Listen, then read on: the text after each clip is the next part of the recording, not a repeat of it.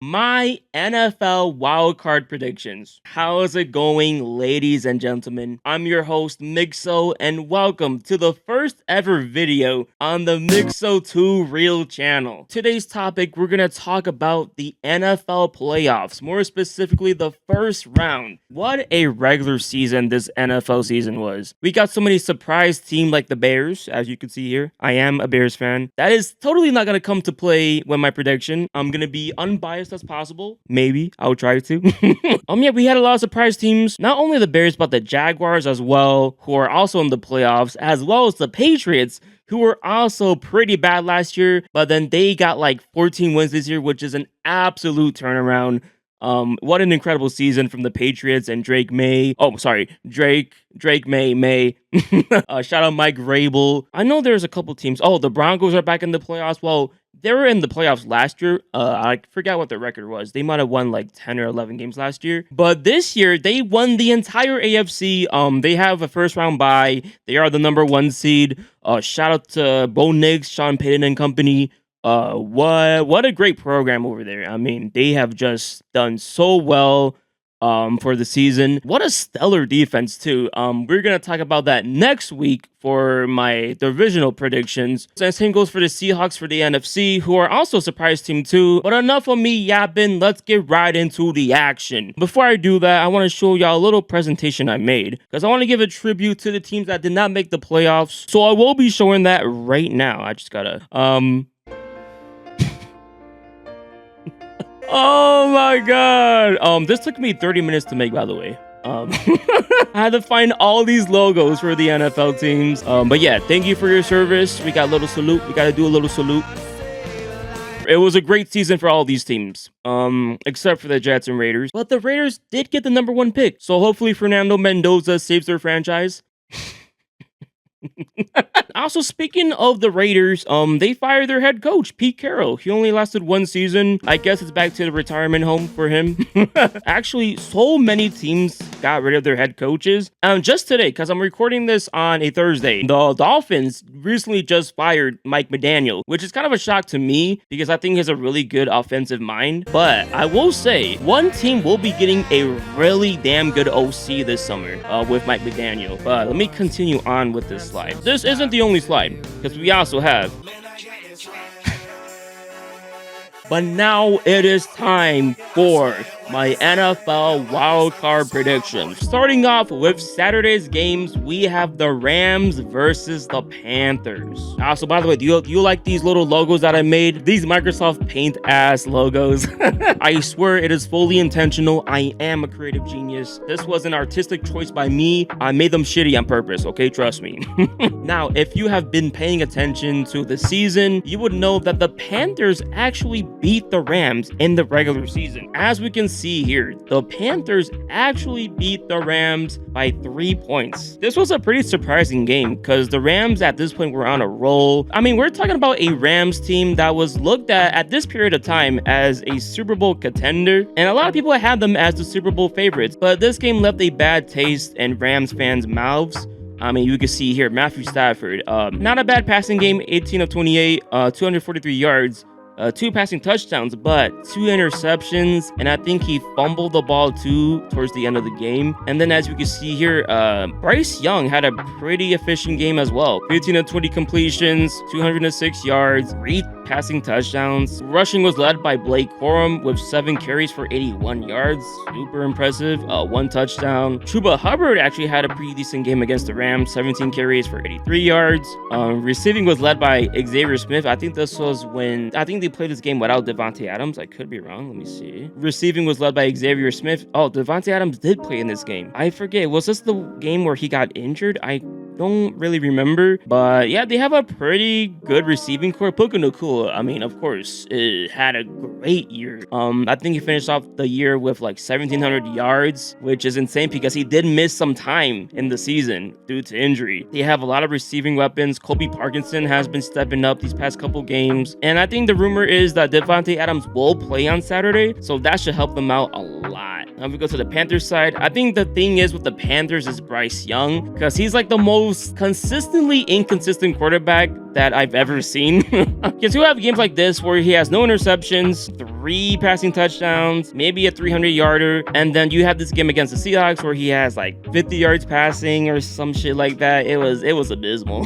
They have a pretty good run game with Chuba and Rico Dowdle. Rico Dowdle has slowed down these past couple games, and it is the first time that the Panthers will be in the playoffs in like a long time. I can't remember the last time they were in the playoff. They might have been in 2020? Probably since the Cam Newton days, if we're being completely honest. Receiving core, I like Tyrell McMillan. He's been really good as a wide receiver rookie this season. He's a touchdown machine. Jalen Coker is also a pretty damn good slot receiver. Now, when it comes to this game, they will be playing in Charlotte, which in theory should help them with home field advantage, but this Panthers team has been way too inconsistent. I mean, for Christ's sake, they made the playoffs with an 8-9 record. You know what's crazy? The Falcons might have been the best team in the NFC South, and they didn't even make the playoffs, which is insane. I think, in fact, if they would have won against the Jets this season, they would have won the NFC South and made the playoffs, which... Man, shout out the Falcons, man. But this game will be the first game on Saturday at 3:30 p.m. Central. And if I'm being honest, I don't see a scenario where the Panthers win again against the Rams. I think the Rams are just too good of a coach team to let the Panthers beat them again. I don't think they'll make the same mistake twice. Sean McVay is one of the best offensive-minded head coaches in the game. I mean, you're talking about a team that was still able to stay afloat even without Devontae Adams and Puka Nacua. And as far as the Panthers side, I think their only saving grace to that team is the defense. They're not a bad or a great defense by any means, but they are average and they have some pretty solid players on that end. I mean, we could talk about JC Horn. Derek Brown has been having an amazing season. Mike Jackson, shout out Michael Jackson from the Panthers.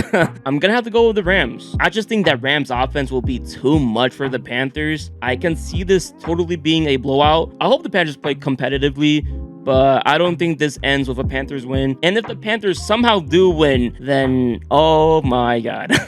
Oh, it's gonna be chaos. Next up, we have the Green Bay Packers playing against the Chicago Bears at 7 p.m. This will be the night game for Saturday. What can I say about this matchup? Well, first off, let me talk about the Bears for a second because they won the NFC North, which is a surprise to me as a Bears fan because I had their ceiling at 10 wins at most because I figured that they were going to go through some growing pains throughout the season trying to learn Ben Johnson's new offensive scheme. Of course, it's pretty normal to have a pretty mediocre season, especially with a new head coach, but Ben Johnson might be that guy because he led his team to 11 wins, and like I said, they won the entire NFC North. And NFC North with their greatest rival, the Packers, a very good Detroit Lions team that underperformed this year, maybe because they didn't have a guy like Ben Johnson to run that offense. But now Ben Johnson and the Bears have to play the Green Bay Packers a third time this season, but in the playoffs, which should be a pretty fun atmosphere considering this is a division matchup. And I do believe the Bears have a pretty good chance of winning this game, especially when you consider the fact that the Green Bay Packers are super banged up. Jordan Love is coming back for this game, which is a pretty good sign. They are getting Zach Tom back on the offensive line, so that should help them out quite a bit. But the defense has been pretty banged up. Micah Parsons, as we all know,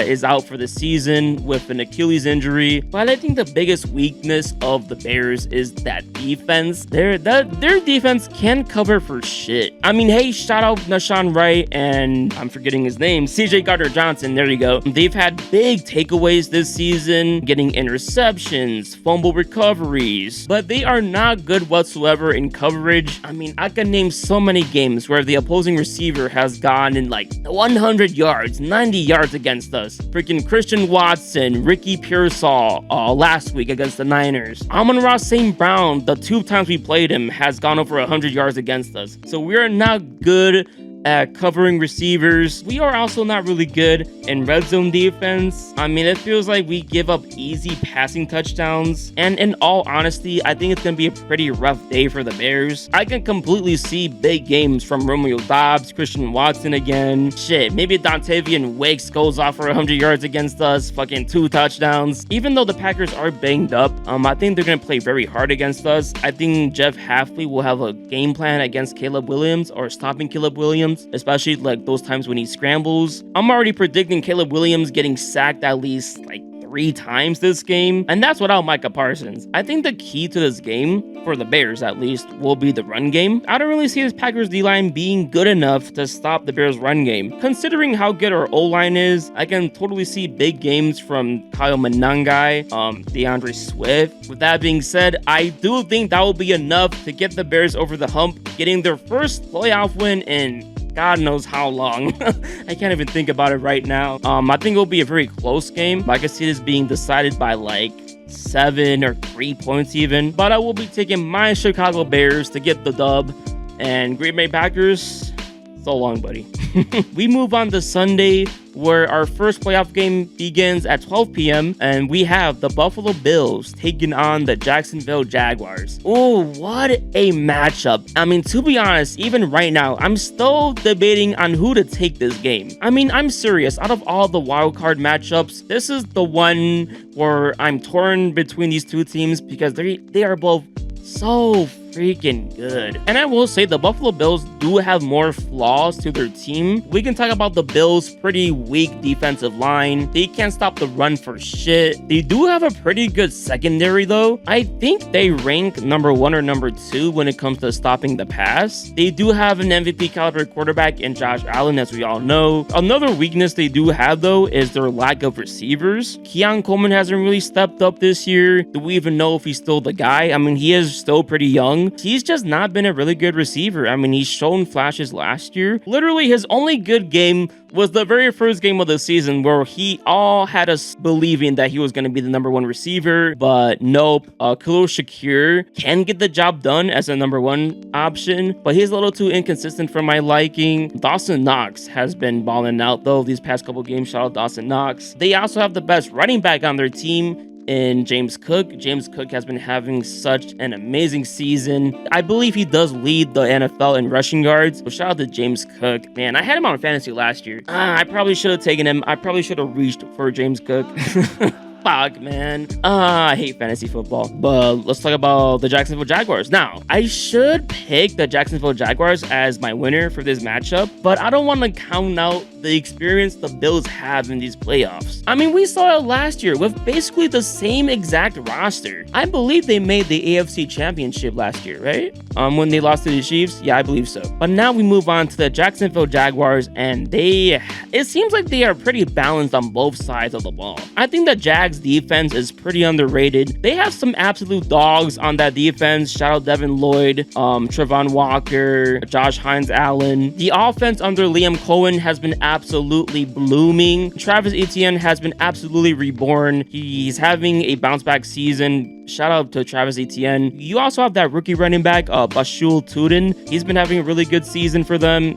He's been their go-to goal line back. Their receivers are also pretty damn good. I mean, we could talk about Brennan Strange. Jacoby Myers has been having a really good season. Parker Washington has been a revelation for this team. Shout out to Parker Washington. He's been absolutely balling out. And I also forgot to mention Brian Thomas Jr. I mean, this receiving core is low-key stacked as hell, man. Trevor Lawrence has also been playing really well. I still think that Jaguars defense is really good. Like I said, they have a buttload of weapons on the offensive side of the ball. Oh man, this is tough. You know what? I'm picking the Jaguars. I convinced myself. I'm picking the Jaguars to win this. I think it will be a pretty close game, however.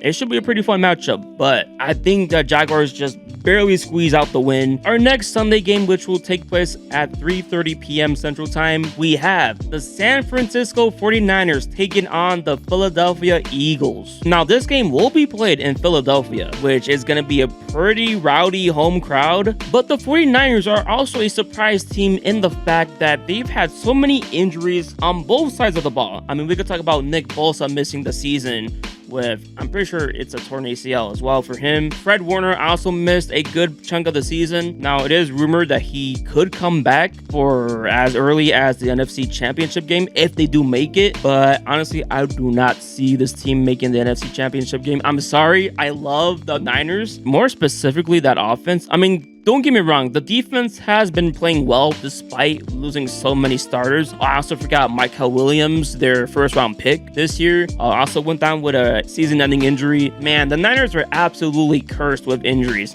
I think that's 3 seasons in a row where they've been dealing with major injuries and they've still somehow persevered. Well, more so this season, because last season, I mean, it was just absolute hell. Yeah, man, they just can't catch a break. At least they have Brock Purdy back, which is good. George Kittle is healthy again, so that should help them out on the offensive side of the ball. Of course, we all know Christian McCaffrey's gonna wreak hell against any team he's playing against. But with that being said, I think the Eagles take this one pretty easily. I mean, you talk about an Eagles defense ran by Vic Fangio. They got so many players on that defensive line.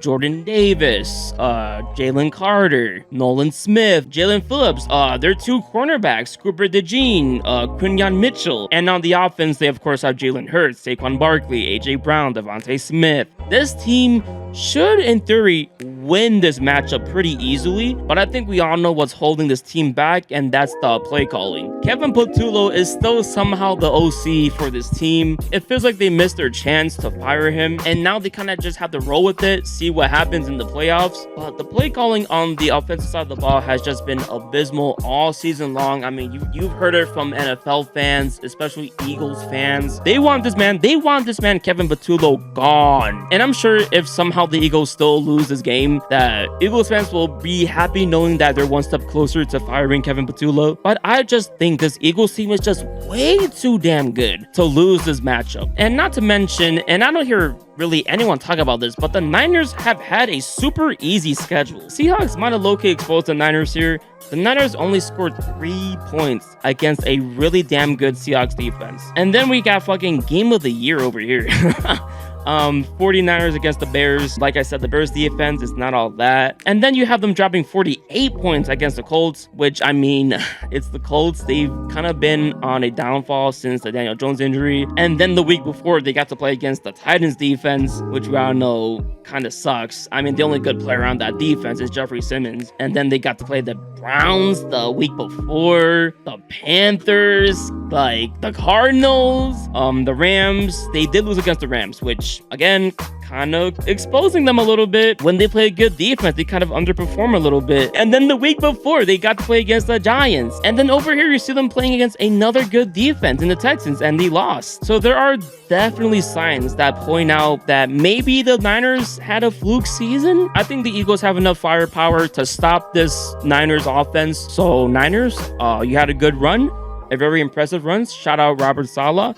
But yeah, goodbye.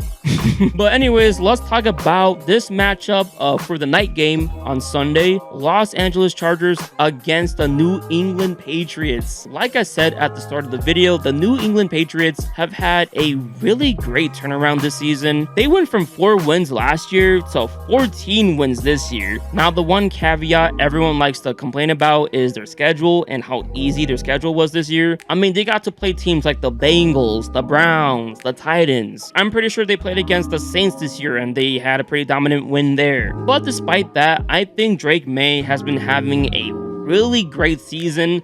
I mean, we're talking about a sophomore rookie quarterback potentially getting the MVP, which is going to be pretty insane. And it's just so crazy how the New England Patriots were able to bounce back. And it's just so crazy to see the Patriots end up with another franchise quarterback. And it only took 5 or 4 years of separation to get the 3rd overall pick and draft Drake May. Oh, my bad. Drake May.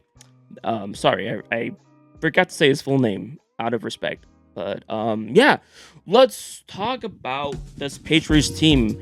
Like I said, they had a really good coach in Mike Vrabel. This man was basically Dan Campbell before Dan Campbell became a head coach. He has this very tough-faced energy.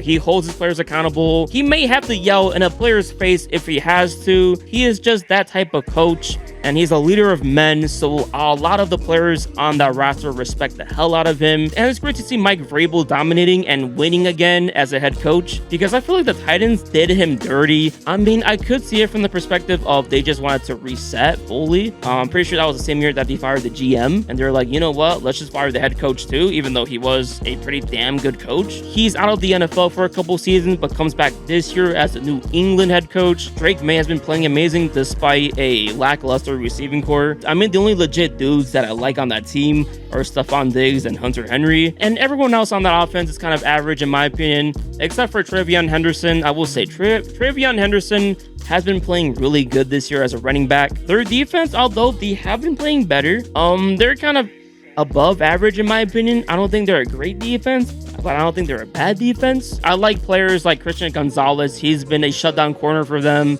Robert Spillane, the linebacker that they signed this offseason, has been playing really well for them as well. Milton Williams, the defensive tackle, I also really like as well. And they have the luxury of playing at home as the 2 seed, so that's pretty good to see. But they have to play against the Los Angeles Chargers, who is also a pretty damn good offense. Justin Herbert has been playing really well this season. Of course, you have a really damn good receiving core in Keenan Allen, Ladd McConkey, Aronde Gadsden, their new tight end, and also Quentin Johnston, who's been playing really well this season. They also have some pretty damn good running backs like Amarian Hampton, Kamani Vidal. But I think the one issue that scares me with the Chargers is that O-line. I don't know if Joe Alt will be healthy for this game, but regardless, that O-line is just not as good when it's not fully healthy. Justin Herbert is one of the most sacked quarterbacks in the league this season, and the fact that their O-line is not as good currently is kind of worrisome, especially going into the playoffs. I feel like any opposing team in the playoffs would be able to get pressure on Justin Herbert with that bad of O-line. Their run game has still been able to stay afloat despite a pretty weak O-line. Also, their defense has been playing well this season. They still have Derwin James, Khalil Mack, Odafe Owe has been playing really well for them since getting traded by the Ravens. But the question is, will that be enough to stop Drake May? It feels like the Chargers should win this, but I'm gonna go with the Patriots. It's just a gut feeling, honestly. But Drake May has been playing really well, almost too well for me to think that he's gonna have a bad game against this Chargers team. But yeah, Drake May goes absolutely nuclear, and the Chargers go home and get sent out the first round yet again for a second year in a row. Good luck next year, Chargers. And that leaves us with the last game of the week, Monday Night Playoff Football. We got the Texans going against the Steelers. The Texans were able to finish with a record of 12-5, while the Pittsburgh Steelers were able to finish with 10-7. We got super close to 9-8 wins, but no, the Steelers were able to win against the Ravens in Week 18 against a missed Ravens field goal. Shout out Tyler Loop. That's so crazy that this man's getting death threats for missing a field goal. He's just a rookie too, so you gotta feel bad for the kid, man. Shout out to Tyler Loop. Yeah, the Steelers, they get lucky for sure. And they move into the playoffs against a Texans defense that, I'm just gonna be honest, I'm gonna make this short and quick. I think the Texans easily win this game. Now, they are playing in Pittsburgh, so home field advantage yet again, but I don't think that'll be enough. This Texans defense, I would argue, is maybe the best or second best defense in the entire NFL. It's so well coached. You've got so many dogs on that defense. Jalen Petrie, Derek Stingley. Their pass rush is absolutely explosive. Will Anderson, Daniel Hunter. Now, I think the one concern I have with the Texans is if their offense can play well against this Pittsburgh Steelers defense, which isn't really all that this year, especially with that secondary, because they don't really have any ball players on that end of the field. Joey Porter, man. Asante Samuel, man. You know, it just feels like an opposing receiver always goes off against the Steelers secondary, and that concerns me for this matchup, because the Texans, while they don't really have a stacked offense, Nico Collins is an absolute game changer. He's a beast at receiver. Jaden Higgins has been playing well as a number 2 option. And another weakness for both these teams is the run game. The Texans' run game is not really all that, to be honest. I mean, Woody Marks has had good enough games, but not enough to convince you that he's a trustworthy option at the running back position. The Steelers, on the other hand, I like Kenneth Gainwell a lot. I think he's been low-key having a really good season. He's a really good reception target, doesn't really do too much on the ground. Same for Jaylen Warren. Jaylen Warren's a little too inconsistent for my liking. Some games he'll have over 80 yards, and other games he'll have like under 20 yards.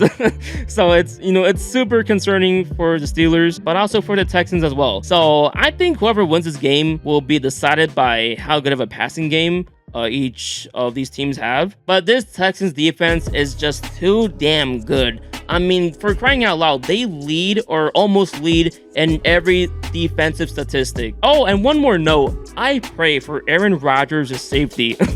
And this is coming from a Bears fan that has had to witness some very, very horrible losses due to the hands of Aaron freaking Rodgers. I don't want to say hate in my heart for Aaron Rodgers, but I can't stand Aaron Rodgers. With that being said, I hope that man is okay by the end of this game.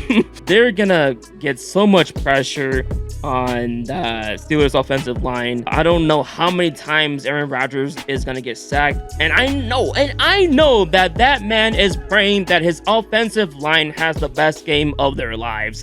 Yeah, man, I think this will be a Texans blowout. I think they blow out the Steelers. I think at most the Steelers get maybe 10 points. And the Texans, I can see them dropping a 30 bomb. But yeah, I am going with the Texans. And with that being said, that is the end of my predictions. Oh my God, I am such a yapper. I've been talking for 1 hour and 43 minutes. Jesus freaking Christ. Yeah, that's gonna wrap up today's video. I hope you guys enjoyed. Please leave a like, subscribe. Also, go subscribe to my main channel if you somehow stumbled across this video without knowing my other channel. Go check out my main channel. I post a lot of high quality video essay, gaming challenge videos, pretty long videos on that channel. So if you're interested in that, go check that out. But I'll see you guys in the next video. Bye bye. Peace.